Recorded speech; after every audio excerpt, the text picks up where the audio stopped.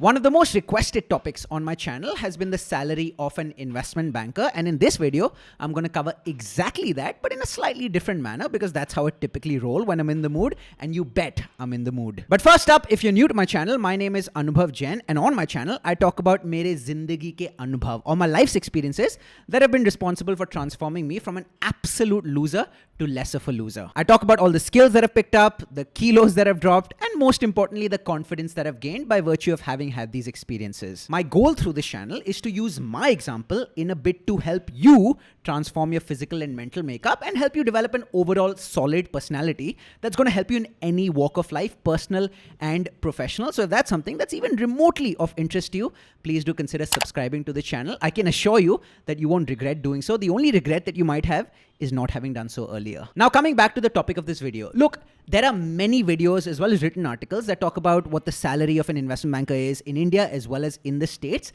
And so while I will talk about what the actual figures are, I'll do so very briefly. The lion's share of this video, however, will focus on providing you with some food for thought in terms of how you can actually make a lot more sense of the salary figure, which on paper is certainly high and much higher compared to what most other jobs will pay you. Let's start with the moolah that an investment banker in India earns. We look at both undergraduates as well as MBAs. Quick disclaimer, I worked in the US, and so the Indian salary figures that I'm about to mention have been sourced online. Now, the harsh reality is that there are very few bulge bracket banks that hire undergraduates in India, but the ones that do pay between 12 lakhs and 22 lakhs per annum fixed, with the year-end bonus being about 40 to 80% of the annual salary depending upon the bank's performance that year. The boutique investment banks in India that hire undergraduates pay slightly less, somewhere between 8 to 10 lakhs per annum per year fixed, with the bonus ranging between 50 to 70% of the annual salary, again depending upon the bank's performance that year. Goes without saying that the salaries for post-MBA roles are much higher. The median salary for post-MBA roles at bulge bracket investment banks in India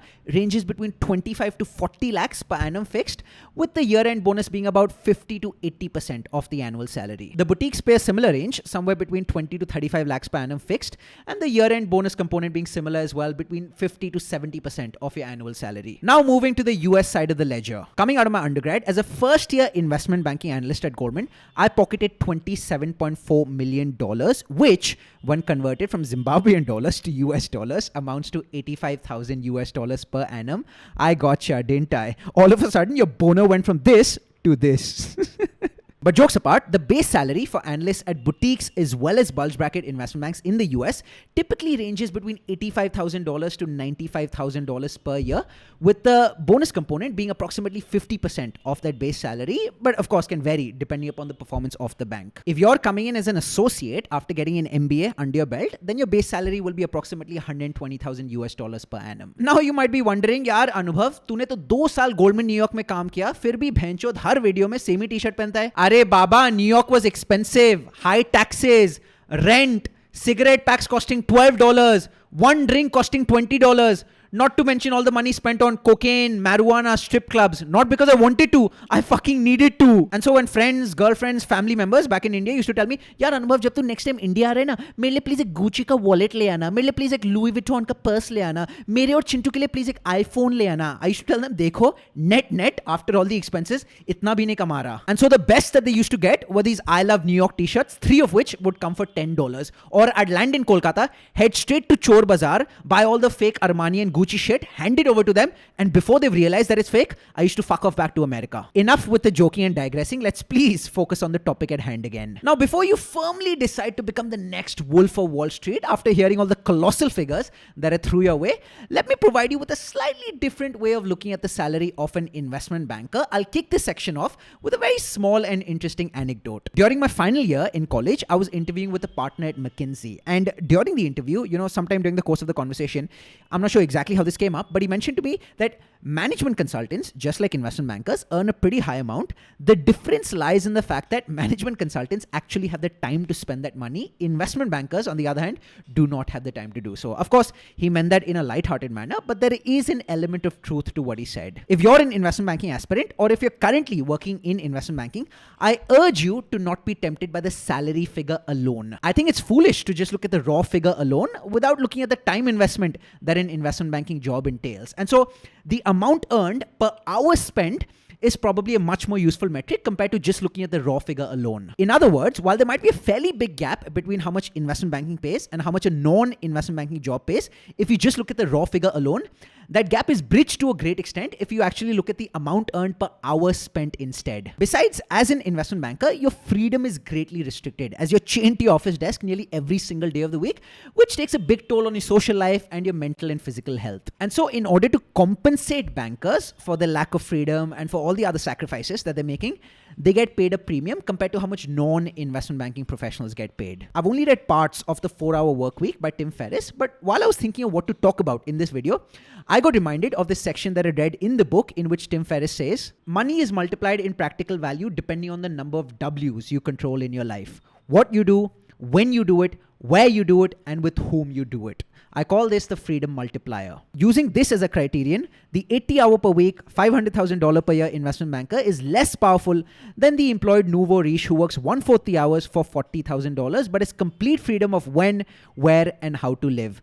The former's $500,000 may be worth less than $40,000 and the latter's $40,000 worth more than $500,000 when we run the numbers and look at the lifestyle output of their money. Naval Ravikant, who according to me is one of the greatest practical philosophers of our time, said something along similar lines. He said, and I quote, "You don't get rich by spending your time to save money. You get rich by saving your time to make money." By the way, if you don't follow Naval Ravikant on Twitter, you're seriously missing out. So follow him, after which you should follow me as well at Anubhav_talks. Look, all of this isn't to say that bankers aren't rich and that you shouldn't do investment banking. It all boils down to what you value the most in life, which is something I really wish that I realized much sooner than I actually did. If you're someone who greatly values his or her time, freedom, social life, health and fitness, then think twice before taking the plunge into investment banking. But if you're someone who values these, but to a relatively lesser extent, then it's going to be much easier for you to acclimate yourself to the investment banking lifestyle. Look, every single corporate job has its merits and demerits. No corporate job is perfect. And so when assessing whether a job is the right one for you or not,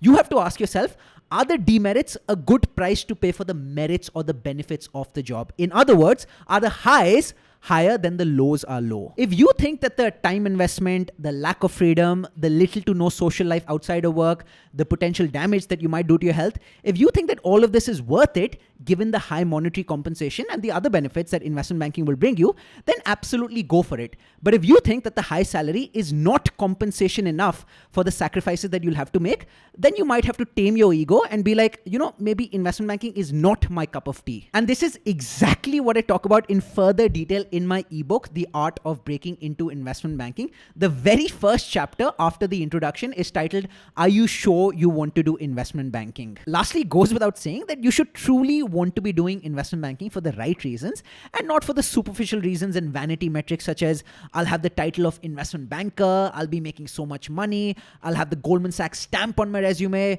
I'll be working in a skyscraper in the heart of New York City. If you're doing it for these superficial reasons, then I guarantee you that fuck $100,000 a year. Even if I pay you $500,000 a year, you will not be motivated on a daily basis and you'll have your ass handed to you by investment banking. To conclude, let me make it abundantly clear that I'm not dissuading you from doing investment banking. I just don't want you to get carried away and make a decision to do investment banking solely for the high salary. As long as you're cognizant of the fact that you have to pay a price for that high salary, then you won't be caught off guard when you start working in investment banking. Please do subscribe to my channel if you found value in this video. I've said this in the past and I'll very unabashedly say it again.